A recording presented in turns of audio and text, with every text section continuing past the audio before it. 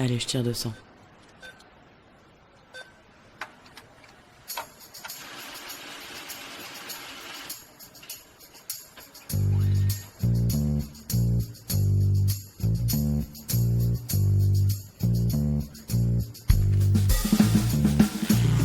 Fric, thune, Pognon.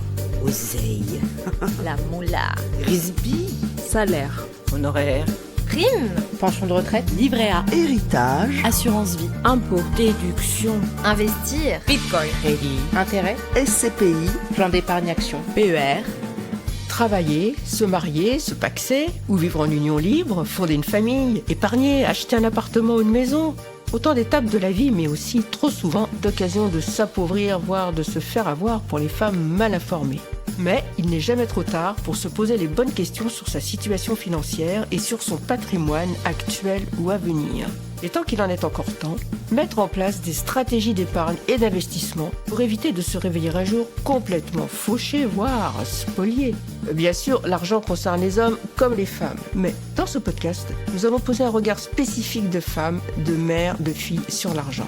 On ne vous racontera pas pour la énième fois l'histoire de l'émancipation économique des femmes. Vous avez déjà lu partout que les femmes ont attendu 1965 pour avoir le droit d'avoir un chéquier à leur nom. En revanche, si ce que vous raconte votre banquier vous paraît obscur ou complexe, ce podcast est fait pour vous. On ne vous conseillera jamais d'acheter tel ou tel produit financier. On ne vous promettra pas non plus que vous pourrez prendre votre retraite à 35 ans fortune faite, mais nous vous aiderons à peser le pour et le contre avant de prendre une décision qui engage vos sous. Je suis Corinne Goldberger, journaliste. Tous les 15 jours, avec Thierry Oyon, auteur de Les filles osons parler d'argent, nous répondons avec pédagogie et sans tabou aux questions que se posent les femmes de toute génération sur leur argent, avec nos expertes et nos experts. Comme le dit souvent Thierry, pensez d'abord à votre peau. Alors maintenant qu'on s'est dit tout ça, parlons cash les filles. Tout le monde a déjà plus ou moins entendu parler de financement participatif ou crowdfunding en anglais. C'est la copine qui aimerait récolter des fonds pour créer un jeu de société féministe, ou une ligne de t-shirt made in France, ou une agence de voyage éco-responsable. Quel habitué des réseaux sociaux n'a jamais reçu une proposition de participer sur une plateforme en ligne à la création d'un projet artistique, en donnant une petite somme, par exemple, pour l'édition d'un livre, le tournage d'un premier film ou documentaire, ou le montage d'un spectacle? Qui n'a jamais été invité à participer à la commercialisation d'un service ou d'un produit souvent innovant, écolo, bio, naturel, durable, équitable, solidaire, citoyen, engagé, féministe, en circuit court, à impact comme on dit? Comme la proposition nous arrive aussi souvent par mail, via une copine ou la copine d'une copine, c'est d'ailleurs souvent compliqué de ne pas mettre la main à la poche. On ne veut pas passer pour radine, ni pour celle qui s'en fout de la grande cause de la copine. Alors, le crowdfunding, on voit donc toutes plus ou moins ce que c'est. Les plateformes les plus connues sont Ulule, KissKissBankBank, Indiegogo. Mais comment ça marche du côté de l'entrepreneuse qui cherche à financer son projet, sa start-up? Pour nous parler du crowdfunding, nous recevons aujourd'hui Lucille Tauvel, en charge de l'équipe d'accompagnement de l'ensemble des campagnes qui se lancent sur la plateforme bien connue Ulule. Bonjour Lucille. Bonjour. Bonjour Thierry. Bonjour. Et bonjour Léo à la technique. Alors, première question. Lucille, tout le monde a donc déjà plus ou moins entendu parler de financement participatif en ligne ou crowdfunding, qui signifie donc financement par la foule en anglais. Mais plus précisément, qu'est-ce que le crowdfunding et comment ça marche côté créatrice, porteuse de projet? Alors le crowdfunding, c'est en effet le moyen de venir faire financer son projet par le grand public. Donc c'est quelque chose qui existe depuis très longtemps. Nous, on aime bien raconter que, en fait, historiquement, on parlait de souscription publique, Oui. mais plein de monuments ou d'événements ont pu être financés par ce biais-là. On donne souvent l'exemple du parc des Buttes-Chaumont à Paris, par exemple, ou voilà, le socle de la Statue de la Liberté aussi à New York, la Sagrada Familia plus récemment à Barcelone. Oui. Tout ça, c'est des choses qui ont été financées par la souscription publique. La différence, c'est qu'aujourd'hui, avec les plateformes en ligne comme Ulule, les réseaux sociaux, c'est beaucoup plus simple, rapide et universel de venir faire financer son projet.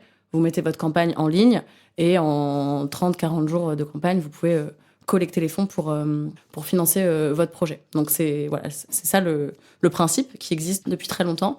Je propose mon projet, j'en fais parler autour de moi et je récolte des fonds auprès d'un réseau de personnes qui me connaissent ou pas forcément. Donc le premier intérêt, il est financier, bien sûr. Mais au-delà de l'aspect financier, ce qui est intéressant aussi quand on mène une campagne de crowdfunding, c'est aussi de faire parler de son projet, de fédérer une communauté autour de ce projet. Il y a tout un tas d'aspects non financiers qui sont intéressants quand on mène et lance une campagne. Vous parlez de réseaux sociaux, de communautés. Comment on fait quand on a l'idée du siècle, en admettant qu'on ait l'idée du siècle, un super projet, mais que aller sur les réseaux sociaux, passer sa vie à faire campagne pour son projet sur Instagram, ça vous emmerde? Vous n'êtes pas du tout réseaux sociaux. On fait comment? C'est possible de faire une campagne de crowdfunding si on n'est pas réseaux sociaux, si on n'aime pas ça? Alors, c'est possible, mais c'est sûr que c'est plus compliqué. Malheureusement, au-delà du projet, il y a aussi d'autres choses qui rentrent en compte pour pouvoir réussir sa campagne de crowdfunding. C'est des plateformes digitales. La communication autour du projet passe beaucoup par les réseaux sociaux. C'est pas le seul levier, c'est pas le seul canal de communication que vous avez pour parler de votre projet, mais ça reste un des principaux canaux. Donc, si c'est pas le cas, il faut soit bien s'entourer, trouver des gens qui peuvent nous aider à faire parler du projet en ligne ou comme essayer via d'autres canaux de communication d'essayer de toucher son public. Mais c'est sûr que la communauté que vous allez pouvoir réussir à fédérer autour de vous et à engager, elle est très importante parce qu'elle agit comme caisse d'amplification en fait du succès potentiel de votre projet. Le crowdfunding, c'est beaucoup de personnes en réalité qui soutiennent un projet. Plus vous allez réussir à les embarquer dans l'histoire de votre projet, dans l'aventure de la campagne, plus vous aurez de chances que derrière, au-delà de leur contribution, de leur soutien financier, ils parlent du projet autour d'eux. C'est comme ça que l'effet boule de neige peut se mettre en place. C'est comme ça que d'autres personnes peuvent entendre parler du projet. Sans cette communauté, sans cette caisse de résonance, même avec l'idée du siècle, malheureusement, c'est rarement suffisant. Alors peut-être d'ailleurs, j'étais en train de me dire que dans le budget prévu, et la somme qu'on va demander justement sur la plateforme, il faut peut-être prévoir la rémunération de collaborateurs comme une ou un community manager, par exemple, si on est allergique aux réseaux sociaux. Ouais. Alors, ce qui est sûr, c'est qu'il faut impérativement faire le point avant de se lancer, bien budgétiser tout, ce que le projet va nous coûter, ce que la campagne va éventuellement nous coûter, effectivement, si on doit faire appel à des personnes qui nous aident sur tel ou tel aspect du projet. En général, ça se fait aussi par entourage, connaissance. C'est souvent un moment aussi on fait appel à son cercle pour pouvoir s'entourer et puis faire appel en fonction de son équipe, des gens qui nous aident dans la campagne, réfléchir, tiens, qui pourrait m'aider par exemple à faire ma vidéo de campagne, qui pourrait m'aider sur la partie graphisme pour faire ma page. Mais il faut effectivement penser à tous les coûts qui seront nécessaires dans le cadre de la réalisation de ce projet. Pourquoi ? Parce que nous, on vous conseille vraiment, quand vous lancez une campagne, de définir votre objectif en partant sur l'objectif minimum dont vous avez besoin. Voilà. Oui. Et l'idée étant d'atteindre le plus vite possible cet objectif et derrière de dépasser l'objectif. Par exemple, si vous me dites, pour lancer ma marque de t-shirt faite en France, made in France, en coton, avec slogan féministe. Avec slogan féministe, par exemple.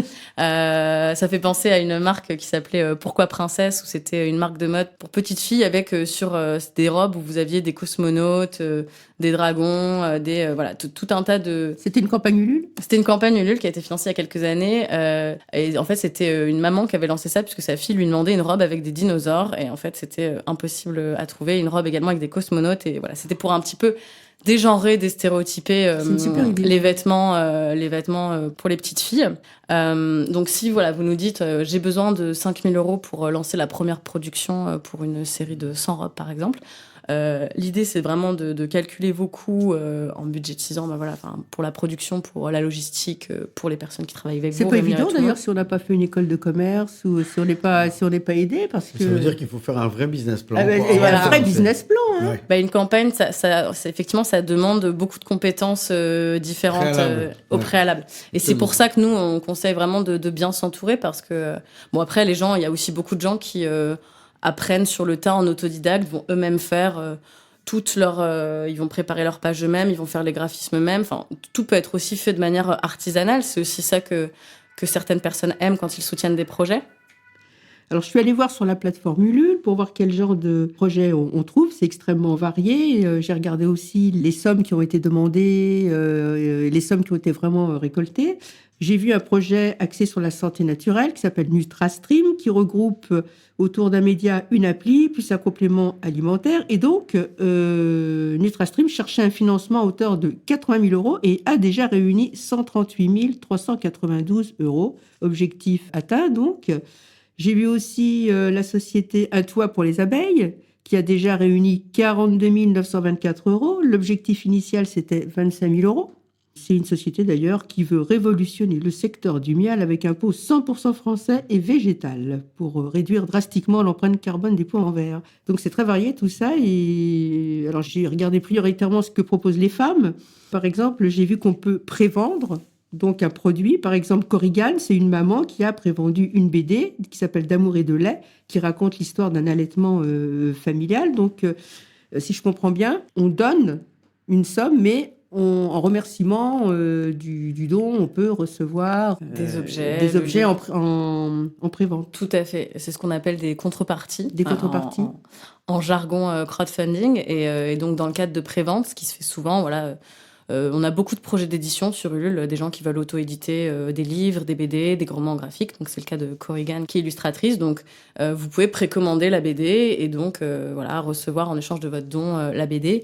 Vous avez bien sûr tout un tas d'autres contreparties. Vous pouvez avoir des versions dédicacées, d'anciens livres qui sont proposés, etc., etc. Donc oui, il y a ces deux modes. Il y a la prévente où vous lancez un produit livre, mais aussi marque de mode, marque de cosmétiques, marque de produits alimentaires. Vous prévendez vos produits, donc les gens préachètent ce que vous allez produire. Et vous avez aussi de la collecte de dons purs sans nécessairement proposer de contrepartie. C'est le coup de cœur. Je donne. Voilà, ça s'appelle le soutien à un proche. Sans contrepartie, c'est le coup de cœur. Le soutien à un proche ou le soutien à une initiative. C'est ça qu'on appelle le love money. La love money, oui, c'est l'argent qu'on va chercher auprès de ses proches. Parce qu'en fait, en crowdfunding, pour que ça puisse fonctionner, les gens n'ont pas forcément tout le temps en tête, et c'est une des raisons aussi qui fait que des campagnes peuvent ne pas marcher. C'est qu'en fait, avant de pouvoir espérer toucher du grand public, des gens qui vous connaissent pas, qui auraient jamais entendu parler de votre projet, il va falloir, dans un temps réussir à fédérer, à convaincre, voilà, ce qu'on appelle votre premier cercle. Donc, ça va être votre réseau de proches, famille, amis, ou bien des gens qui suivent le projet depuis très longtemps.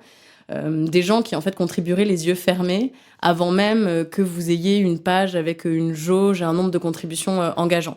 Qu'est-ce que vous appelez la jauge ? Alors là, oui, c'est vrai qu'on visualise pas forcément ce à quoi ça ressemble. Une campagne de crowdfunding, donc ça a généralement une durée limitée dans le temps, ça dure 30-40 jours, et vous avez un objectif financier ou de prévente que vous vous fixez à atteindre dans ce délai, et donc vous avez une petite jauge qui monte. Voilà, si vous avez comme objectif... par exemple, dans l'exemple de la BD de Corrigan, c'était 100 préventes de mémoire à aller chercher. Si elle va récupérer 50 préventes dans les 2 premiers jours, elle aura une jauge à 50%. Et donc, cette jauge, en fait, elle est assez clé. Ça crée un effet assez psychologique, en fait, en crowdfunding. Et c'est pour ça que c'est clé et très important d'aller fédérer d'abord son premier cercle, d'aller chercher de la love money, parce que vos proches, a priori, ils vous donneront, même s'ils arrivent sur une page avec une jauge basse et peu de contributions. Mais par contre, des gens qui vous connaissent peu, voire pas du tout, ils seront beaucoup moins engagés et incités à contribuer s'ils arrivent sur une page de collecte où il y a une jauge à 2% avec 2 contributions. Ils se disent que ça doit être nul comme Exactement. projet. D'ailleurs, personne ne contribue. C'est assez psychologique. On appelle ça l'effet restaurant vide, restaurant plein. On ne prête qu'aux riches. En crowdfunding. En fait, après, c'est assez psychologique. Plus vous voyez de contributions, plus vous voyez une jauge haute, plus il y a un effet crédibilité.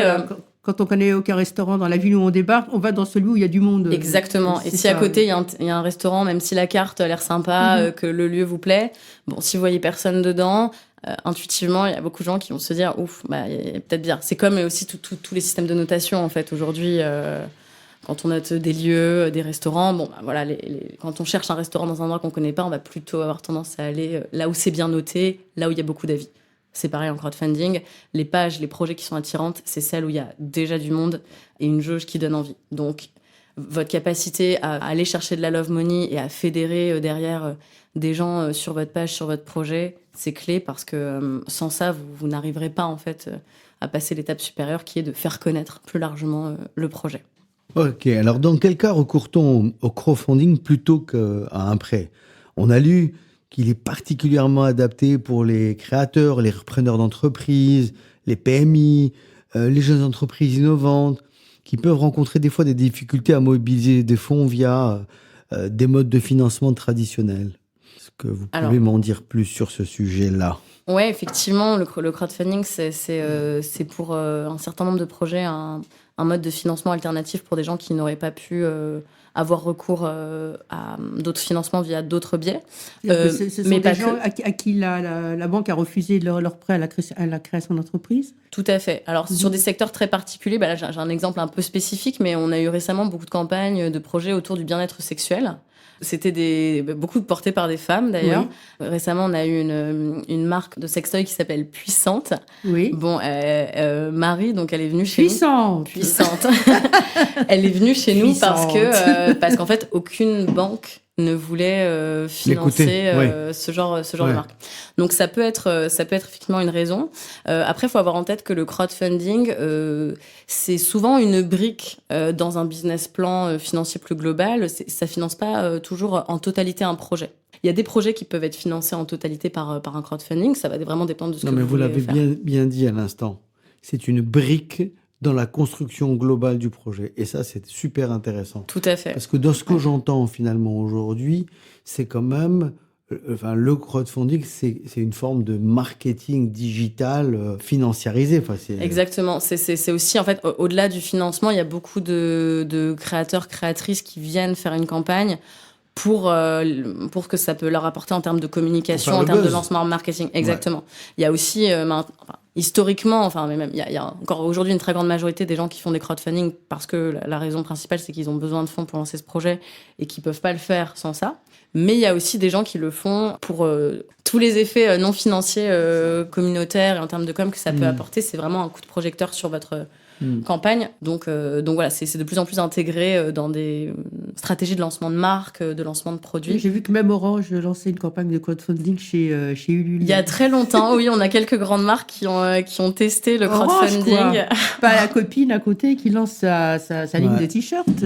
Ouais. Orange. Après, ça dépend aussi des secteurs, mais on a aussi même maintenant des secteurs pour lesquels ça fait partie de leur modèle économique à part entière, comme les maisons d'édition, les médias.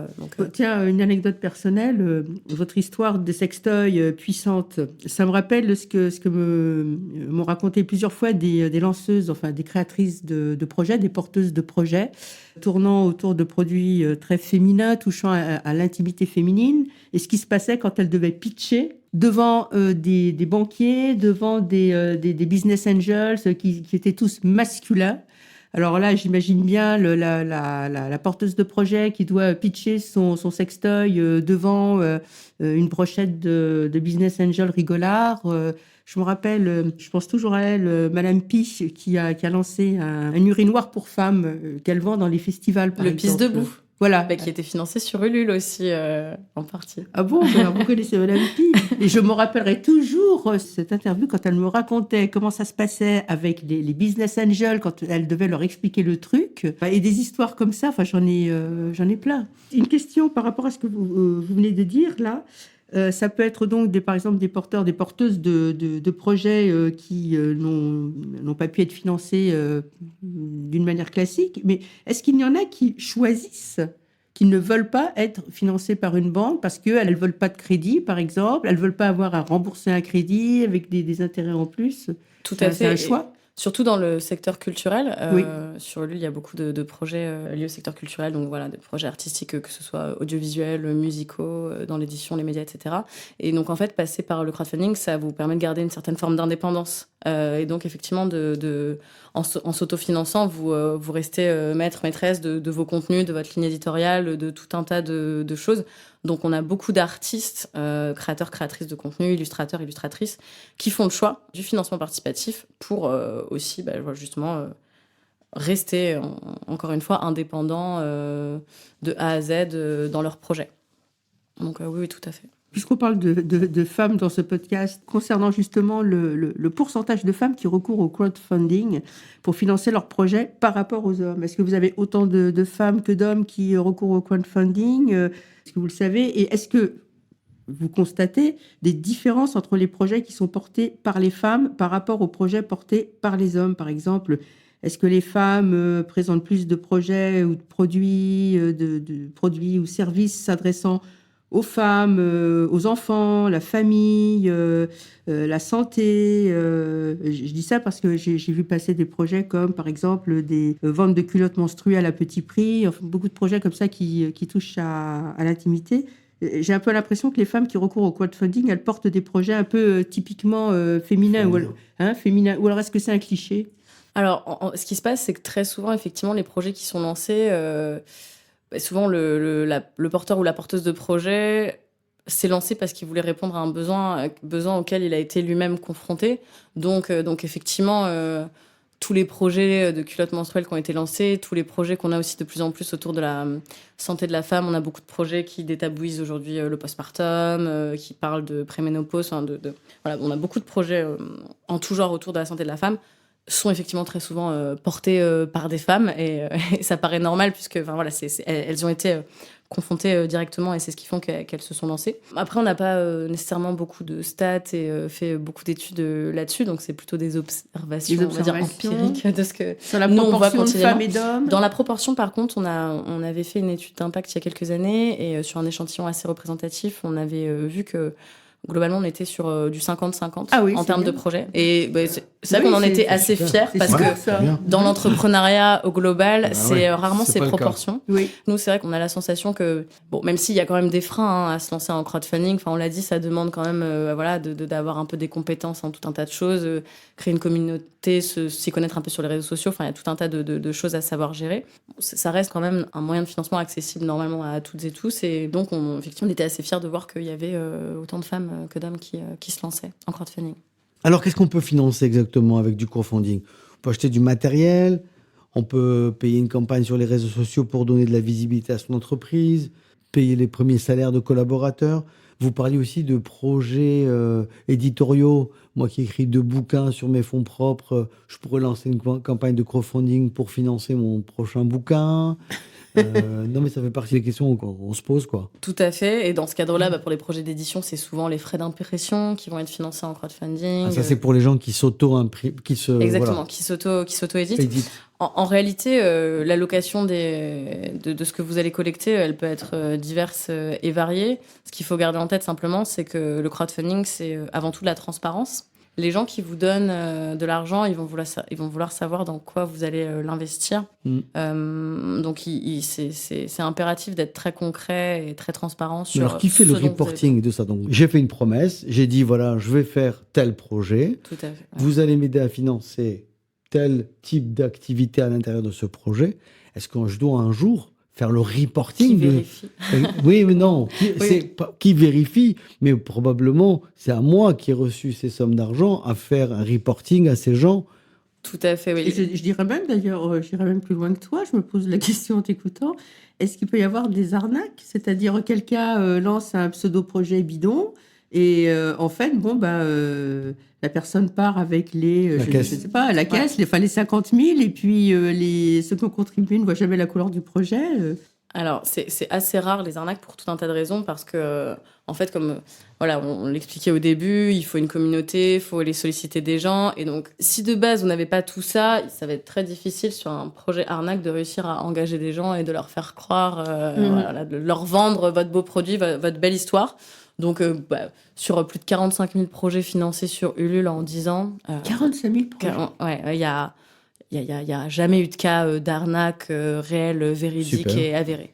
Et sur le reporting, en fait, comment ça se passe? En fait, c'est le porteur ou la porteuse de projet qui est engagé moralement vis-à-vis de ses contributeurs et de ses contributrices. D'accord. La plateforme, nous, on est l'intermédiaire. Donc, nous, notre rôle, c'est vraiment de veiller à la collecte des fonds de manière sécurisée, de vous coacher, de vous accompagner dans votre campagne. On vous verse les fonds si vous atteignez votre objectif ou si vous le dépassez. On rembourse les gens si jamais c'est pas le cas. Si vous n'avez pas réussi à collecter suffisamment pour développer On pour lancer le rembourse projet. alors. Voilà, dans le cas où vous proposez des produits en échange, on rembourse. Et ensuite, c'est vous, en tant que porteur ou porteuse de projet, qui en fait êtes engagé juridiquement, légalement, à soit livrer les contreparties promises, ce que vous aviez dit que vous donneriez aux gens en fonction donc, des gens. animer la communauté, quoi. Exactement, et puis voilà, répondre à vos engagements, ou bien si jamais voilà, il s'est passé des choses qui ont fait que l'épicerie que vous aviez prévu d'ouvrir, je dis n'importe quoi finalement, vous. Il y a le Covid. Il y a le Covid, voilà. Donc voilà, vous devez. Il y a eu. Voilà, si vous avez touché les fonds, vous êtes engagé à soit livrer ce que vous avez promis, soit rembourser les gens. D'accord. Voilà. Donc ça veut dire que moi, porteur de projet, je reçois de la part de Ulule un listing de gens qui ont contribué au financement de mon opération. Et ensuite, je vais repasser par Ulule pour les remercier, ou bien je vais aller directement. La liste de contacts, elle est à vous. D'accord. C'est à vous derrière de mettre en œuvre le projet et de réaliser les engagements que vous aviez promis aux personnes qui vous ont soutenu. Parfait. Voilà. On peut récolter jusqu'à quelle somme légalement en crowdfunding? Alors, je ne sais pas si c'est partout pareil sur toutes les plateformes ou s'il y a une obligation légale, une somme qu'on n'a pas le droit de dépasser. Il n'y a pas de limite. La limite, c'est l'infini. Pour vous donner une idée, le record sur Ulule, c'est une campagne qui a levé plus de 1 300 000 euros. Oui. C'était en 2021. C'est un média qui s'appelle Epsilon. Oui. Ils ont réussi à faire cet exploit parce qu'en fait, c'est l'ancienne équipe de rédaction de Science et Vie. Ah oui, ça Qui, suite au rachat de Science et Vie, ils ont décidé de monter eux-mêmes leur propre magazine d'actualité scientifique pour garder une indépendance. Alors, ils existent toujours? Ils existent toujours, ouais, tout à fait. Et donc, voilà, pas de maximum.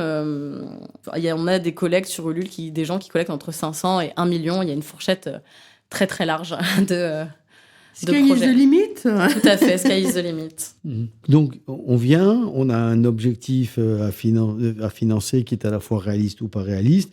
On couvre ses besoins immédiats, on en fait son business plan, mais à quel moment, à l'intérieur de ce projet global, on va définir le montant des sommes qu'on va chercher à collecter?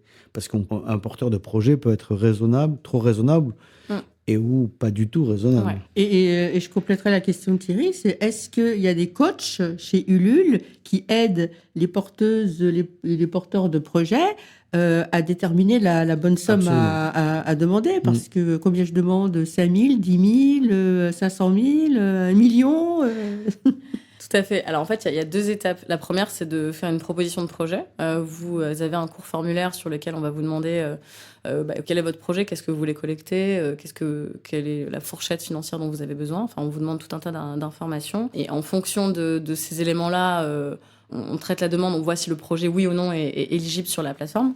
Et si votre projet est accepté et éligible, là, vous avez effectivement un coach qui vous a affecté. Tous les projets éligibles ont accès à un accompagnement personnalisé. Et donc, vous pouvez... Donc, un projet, un coach. Un projet, un coach, tout à fait. Et donc, nous, notre rôle, c'est vraiment ça, c'est de vous faire des recommandations tout au long de votre campagne, donc pendant la préparation, une fois que vous êtes aussi en ligne. Avant de passer en ligne, donc vous avez la main, c'est vous qui déterminez votre objectif, les contreparties que vous souhaitez proposer, la description de votre projet. Vous avez tout un tas d'outils en ligne pour vous aider à ça. On vous envoie aussi des exemples de campagnes similaires pour vous aider. Ulule, c'est une organisation, c'est un coach accompagnant sur ce projet, pour les porteurs de projet. La plateforme se rémunère en prenant des fonds sur les fonds collectés. C'est aussi ça que ça comprend. C'est à la fois l'utilisation de la plateforme, de l'outil de collecte en ligne sécurisé des fonds, mais aussi l'accompagnement. Et donc au moment où votre page vous semble prête, vous avez défini toutes les modalités importantes. On va vous faire des retours sur l'ensemble des points et on va justement venir vous dire, là, attention, l'objectif en fonction de ce que tu as renseigné, de la communauté déjà existante que tu sembles avoir, etc., nous paraît un petit peu ambitieux. Est-ce que vous, avec votre réseau, votre Love Money, est-ce que vous pensez pouvoir aller chercher les premiers 30%, etc. Donc, on accompagne tous les... Ou le contraire Ou le contraire, c'est pas assez ambitieux. Ça peut, même si en fait la logique en crowdfunding va être plutôt de partir sur l'objectif minimum dont on a besoin, l'atteindre le plus vite possible et de le dépasser par palier. Parce que cet effet psychologique, il marche dans les deux sens. C'est-à-dire que vous arrivez sur une page avec une jauge très basse et 2 contributions, ça ne donne pas envie. Mais à l'inverse, vous arrivez sur une page avec une jauge qui est déjà à 200, 300, 400%. Il y a cet effet qui est, voilà, je veux en être. Je suis avec la winneuse ou le winner. Exactement. Et donc, en fait, c'est pour ça que c'est... J'y étais, j'en ai fait partie. Exactement. J'ai cotisé. Exactement. J'ai contribué. Je les ai aidés à atteindre Je les ai aidés. le palier, le xème palier supplémentaire. Et donc, c'est pour ça que cette stratégie de ce qu'on appelle la stratégie de palier de dépassement. Donc voilà, j'ai mon objectif de départ qui est par exemple 5 000 euros. Mais ensuite, si j'atteins 7 500 euros, je fais telle chose en plus. Si j'atteins 10 000 euros, je fais telle chose en plus. Ça vous permet de gamifier votre campagne. Souvent aussi, vous pouvez débloquer potentiellement des choses pour les gens. Donc, par exemple, si on reprend l'exemple de la BD de Corrigan sur l'allaitement, si elle atteignait 200 ou 300%, vous aviez un petit marque-page qui était offert en plus pour tout le monde. Voilà, il peut y avoir des choses pour venir récompenser... ça stimule. Récompenser, voilà, ça stimule les contributrices. donateurs. Voilà, ou même améliorer le projet. Dire, par exemple, la BD, je la fais, mais il y aura X pages en plus, ce sera une meilleure couverture, ce sera un objet de meilleure qualité, etc., etc. Alors, question, je suis auto-entrepreneuse, je lance une campagne de crowdfunding pour financer mon projet. Du coup, quel est mon statut juridique ? Quelles sont mes obligations comptables ? Comment je dois traiter, par exemple, en comptabilité, les fonds reçus par Ulule ? C'est quand même 500 000 euros, parfois 1 million d'euros, c'est pas rien. C'est une très bonne question, surtout que le fait de parler de plateforme de dons fait qu'il y a souvent une incompréhension. Et il y a beaucoup de gens, même d'entreprises, qui pensent qu'il n'y a pas de fiscalité liée à ce que vous collectez en crowdfunding et que c'est que du don. Ce n'est pas vrai. Donc, effectivement, le traitement fiscal et comptable des dons, il dépend du statut juridique que vous avez. C'est pas la même chose si vous collectez en tant que particulier, asso ou entreprise. Si vous êtes en une auto-entreprise, en fait, ce que vous collectez, c'est du chiffre d'affaires. Oui. Donc, voilà, c'est à déclarer.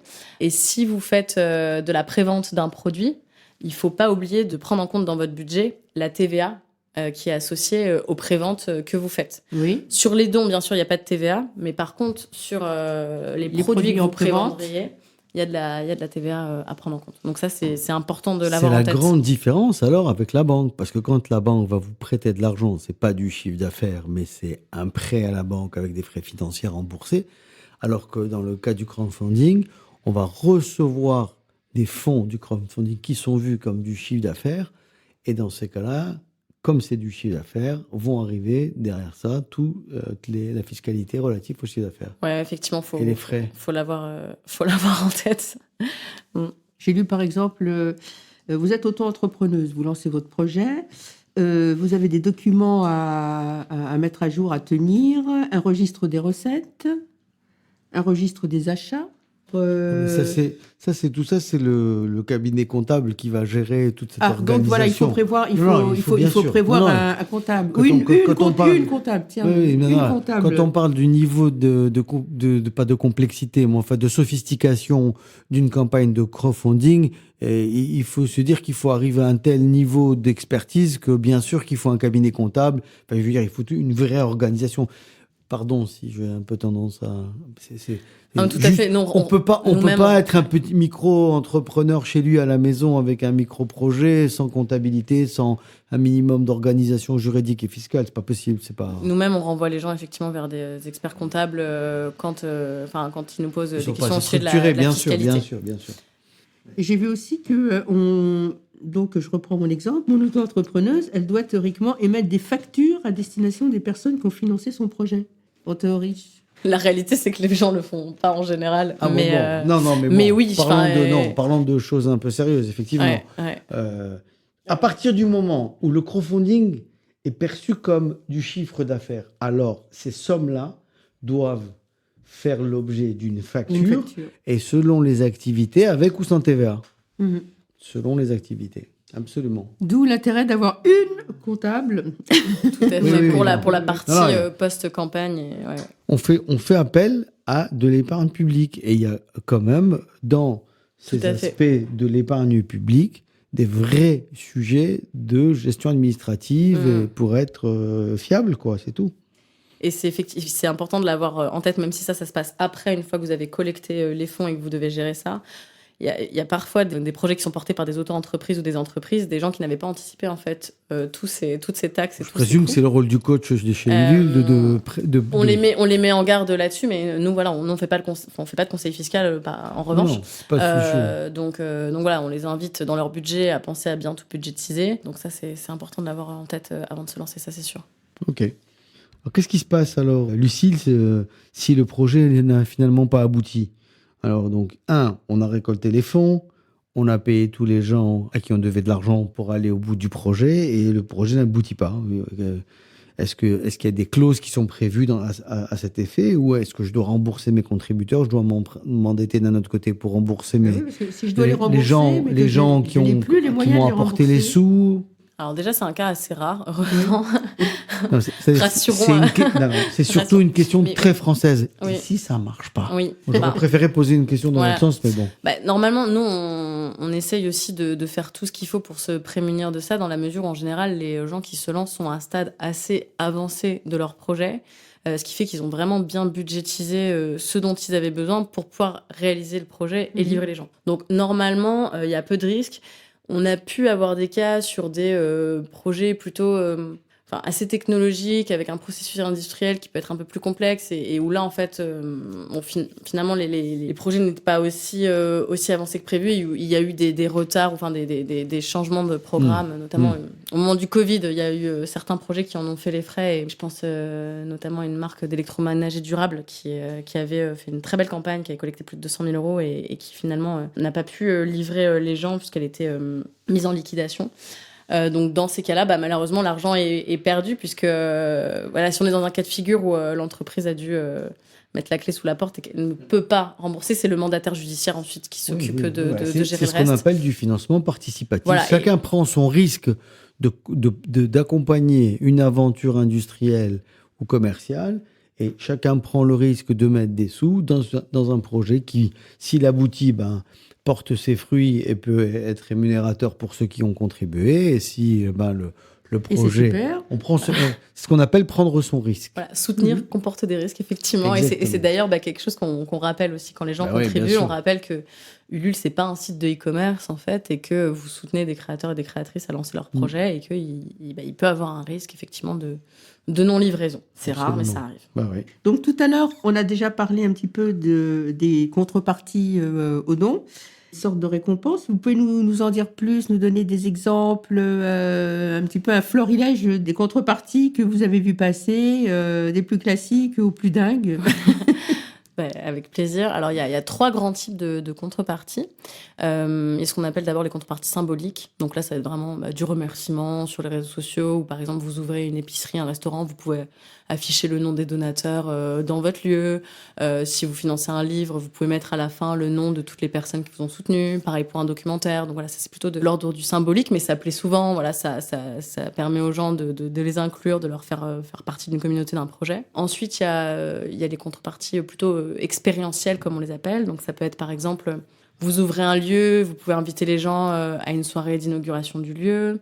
Voilà, tout un tas d'événements physiques qui peuvent être en lien avec votre projet. Donc pour les lieux, c'est souvent assez adapté. Ou par exemple, vous financez un documentaire ou un court-métrage, vous pouvez inviter les gens à l'avant-première du film. Donc voilà, c'est des contreparties expérientielles classiques assez attendues sur des projets audiovisuels, par exemple. Et enfin, il y a ce qu'on appelle les contreparties matérielles.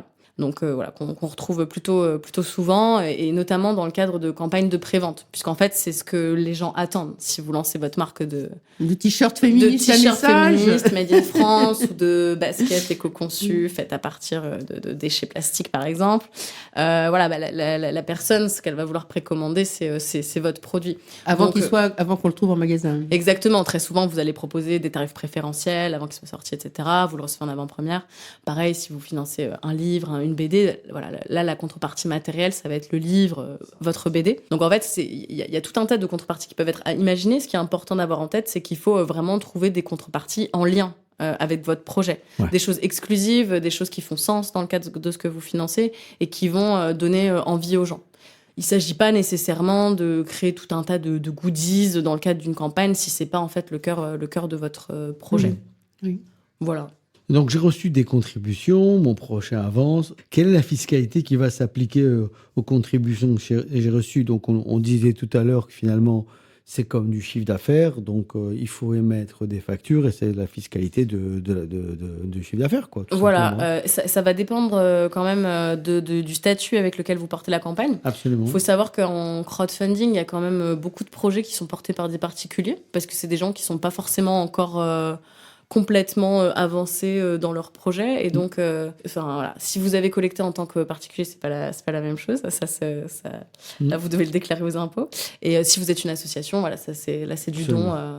En fait, finalement, il y a rien de nouveau sous le soleil, quoi. Rien de nouveau sous le soleil. On reçoit des contributions. On doit les en déclarer. fonction de la forme juridique de l'entreprise, elles vont s'appliquer de tel et tel régime fiscal. Elles doivent être déclarées, quoi qu'il advienne, de telle ou de telle manière. Et puis voilà, quoi. Tout à fait, exactement. Bon.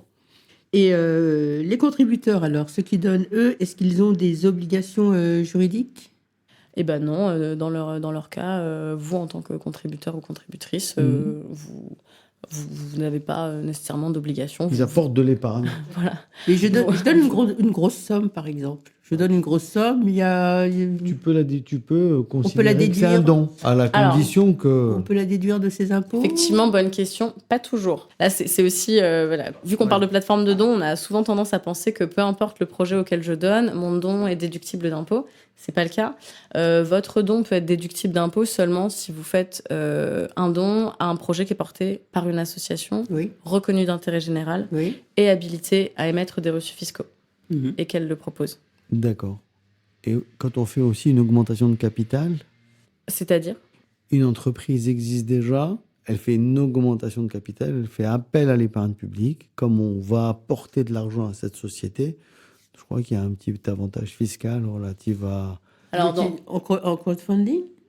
Alors, je sais pas si... ça se fera pas sur des plateformes comme Ulule. D'accord. C'est sur se des fera sur plateformes de d'autres- crowdlending, crowd equity. C'est C'est ça, pour le exact. coup une C'est autre autre chose. forme de fiscalité. D'accord, Ouais, ok. tout à fait. Donc, je vais lancer un projet en crowdfunding. Quel pourcentage de la somme totale récoltée je dois laisser à la plateforme, par exemple, chez Ulule ou bien sur d'autres plateformes? Mais chez Ulule. Chez Tiens, Ulule. Alors, tiens. effectivement, la tarification, elle n'est pas toujours la même en fonction des plateformes. Nous, sur Ulule, on prend 8% TTC sur l'ensemble des fonds collectés. Ah oui, c'est 8% TTC. Donc, TTC. il vous reste De la somme 6. totale récoltée. Ouais, Ouais. tout à fait. Donc 6,67 C'est hors ça. taxe. En sachant que la commission, elle est dégressive par tranche. Donc pour les projets qui collectent plus de 100 000 euros, on applique aussi... voilà, la commission baisse en fonction D'accord. des fonds qui sont collectés. Et donc ça fait l'objet d'une facture de Ulule au porteur de projet. Tout à fait. Tout à fait. À la fin de la campagne, au moment du transfert des fonds, on transfère également aussi la facture de notre commission D'accord. avec ce détail-là. Tout à fait. Alors, je me demandais si on peut emprunter de l'argent en crowdfunding pour financer un projet d'entreprise spécifique en alternative au prêt bancaire traditionnel. Alors ça, c'est possible, mais c'est d'autres types de crowdfunding. En fait, quand on parle de crowdfunding, il y a plusieurs sous-catégories. Et nous, sur Ulule, les contreparties qui sont proposées, elles ne peuvent pas être financières. Voilà, je vous le disais, il y a des contreparties symboliques, matérielles ou expérientielles. Mais en revanche, on ne fait pas de crowdfunding avec de la contrepartie financière, donc pas de retour sur investissement, pas de prise de participation au capital. Ça, c'est vraiment... d'autres plateformes avec d'autres typologies de projets, d'autres montants levés, d'autres formes de fiscalité, un métier complètement différent finalement. Mhm. Je vois que ça s'appelle d'ailleurs le crowdlending. Le crowdlending, Le tout à fait pour le crowdlending. prêt, et le crowd equity pour la prise de participation au capital. Donc c'est des plateformes comme WeSeed, Lita, il y a tout un tas d'autres plateformes qui sont spécialisées sur ce genre de crowdfunding. Voilà, ça va être pour des projets qui sont dans un autre stade d'avancement. C'est des fonds collectés qui vont être en général beaucoup plus importants, des dons moyens qui sont aussi beaucoup plus élevés. Bah oui, parce qu'on touche aussi, d'après ce que j'ai vu aussi à l'immobilier, j'ai vu qu'on peut contribuer à une opération de crowdfunding immobilier pour construire ou rénover un immeuble. Donc là, c'est des sommes bien plus Tout importantes à fait, qui rentrent en jeu. C'est plutôt des campagnes moyennes qui tournent autour de centaines de milliers, voire millions d'euros, alors que sur du crowdfunding comme Ulule, on est sur une campagne moyenne à 5 000 euros, avec des dons moyens à 50 euros. Alors que sur du crowd equity, du crowdlending, les investissements de départ sont plutôt entre 100 et 1000 euros. Donc, c'est pas du Donc, tout les mêmes montants. Donc, les mêmes enjeux. Là, l'intérêt des donateurs, je ne sais pas du coup comment il faut les appeler à ce niveau-là, des contributeurs, c'est de faire du rendement, en fait. C'est d'obtenir un rendement. C'est pas la même histoire. Il y a différentes motivations, donc histoire. effectivement, ça peut rentrer dans leur motivation. Après, c'est aussi finalement, comme le crowdfunding sur Ulule, une manière de redonner du sens à son argent, de contribuer et soutenir des projets qui nous parlent plus. Effectivement, aussi cette dimension investissement financière, mais il y a aussi finalement les mêmes vertus qu'on retrouve sur du crowdfunding comme Immobilier, mais vert. Voilà, et puis voilà, j'imagine savoir où on investit notre argent, redonner du sens en fait, avoir plus de transparence sur les investissements qu'on fait. Donc, j'ai lu qu'Ulule faisait des formations. Donc, on peut se former en crowdfunding avant de lancer un projet. On peut rencontrer des gens, se faire coacher, préparer, comprendre les enjeux. Une formation en crowdfunding. Et tout à fait. Ça fait maintenant 2 ans qu'on a lancé une activité de formation, en plus de l'activité de crowdfunding. Et donc, on est organisme certifié de formation. Donc, on a une formation spécifique au crowdfunding qui dure 3 jours, où donc les formatrices sont aussi coach, vous aident vraiment à comprendre toutes les mécaniques du crowdfunding, comment ça fonctionne, comment je me prépare, quelles sont les clés de succès, travailler en amont sur sa campagne. Pour les personnes qui ont besoin d'être rassurées ou pour celles qui ont des projets un peu plus ambitieux, on a une formation spécialisée autour du crowdfunding. On en a aussi d'autres sur l'entrepreneuriat, le marketing digital. On a développé toute une offre de formation pour, au-delà d'aider les créateurs à collecter des fonds, les accompagner en amont tout au long de leur projet de création. Avant qu'on se quitte, Lucille, j'aimerais que vous nous donniez 3 bons conseils pour réussir sa campagne de crowdfunding. Vraiment, pour vous, les 3 meilleurs conseils pour réussir sa campagne. Alors, le premier, ce qu'on répète souvent, c'est bien se préparer. Hein. Souvent, voilà, les gens se lancent un peu de manière précipitée en pensant et en espérant que voilà, je mets ma page en ligne et que naturellement... la foule d'inconnus va venir découvrir mon projet et contribuer.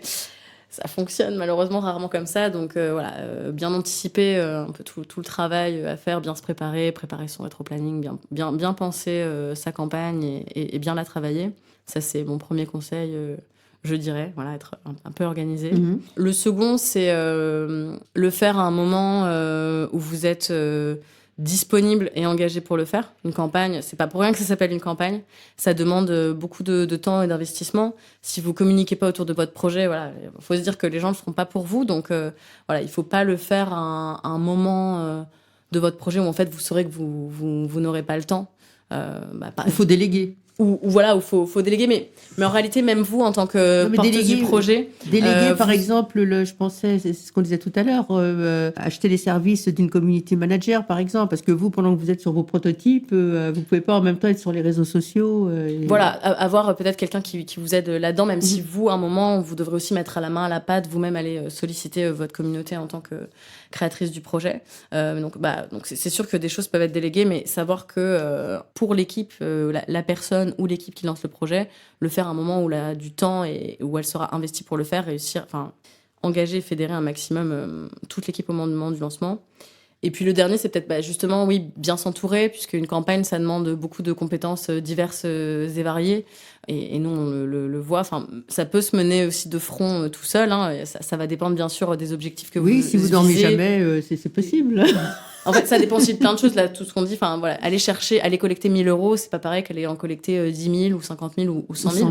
Donc, en fonction des objectifs que vous avez, voilà, il n'y a pas le même effort et la même énergie qui est nécessaire. Mais dans tous les cas, une campagne, ça prend quand même du temps. Et puis, émotionnellement, ça peut être aussi un petit peu intense. Et, dans tous les cas, c'est toujours une très bonne expérience. Les gens nous disent que ça leur permet, de vivre un peu l'entrepreneuriat de manière accélérée, de recueillir beaucoup de feedback, plein de retours de la part de proches, mais même au-delà. Mais je pense que c'est très, très formateur d'avoir une grosse communauté importante qui pose des questions dans tous les sens sur le projet. Et ça nous oblige en tant qu'entrepreneur à être didactique, mais aussi être capable de comprendre les préoccupations de tous ces gens qui viennent, qui approchent. Être capable aussi de se remettre en question, de remettre en question le projet. Ouais. Il y a beaucoup de gens qui finalement n'atteignent pas leur objectif et réussissent à comprendre, en fait, grâce à cette campagne, pourquoi ça n'a pas fonctionné. Donc voilà. Après, il y a plein d'autres choses que je pourrais dire, mais si je résume, c'est bien se préparer, bien s'entourer, et voilà, le faire avec envie et avoir du temps au moment où vous lancez. Et finalement, en vous préparant, vous découvrirez aussi toutes les autres bonnes pratiques, bonnes mécaniques pour lancer et réussir votre campagne. Et y croire. Et y croire. Et y croire, croire en ses amis, Croire aux en amis son de ses projet, amis, et voilà. son projet, d'abord son projet, oui. Et c'est la fin de cet épisode sur le crowdfunding. Merci à nos auditrices et à nos auditeurs d'avoir écouté cet épisode. On espère que vous avez appris plein de choses sur ce financement qui permet de faire appel à des dons, des prêts, voire des investissements au capital de votre entreprise, et tout ça hors circuit bancaire classique. Et si cet épisode vous a plu, n'hésitez pas à le partager à partir de votre appli Spotify, Apple Podcast ou Deezer entre autres. Abonnez-vous à notre podcast.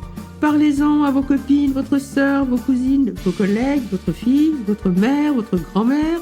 N'hésitez pas à nous laisser des commentaires et des étoiles. Vous pouvez aussi retrouver les conseils de Thierry dans les livres qu'il a coécrits. Les filles osons parler argent chez Duno et aussi L'argent au féminin aux éditions Ellipse. Vous pouvez également nous contacter via LinkedIn et par notre compte Instagram Argent Parlons Cash les filles. Et on vous dit à bientôt pour un nouvel épisode de Argent Parlons Cash les filles.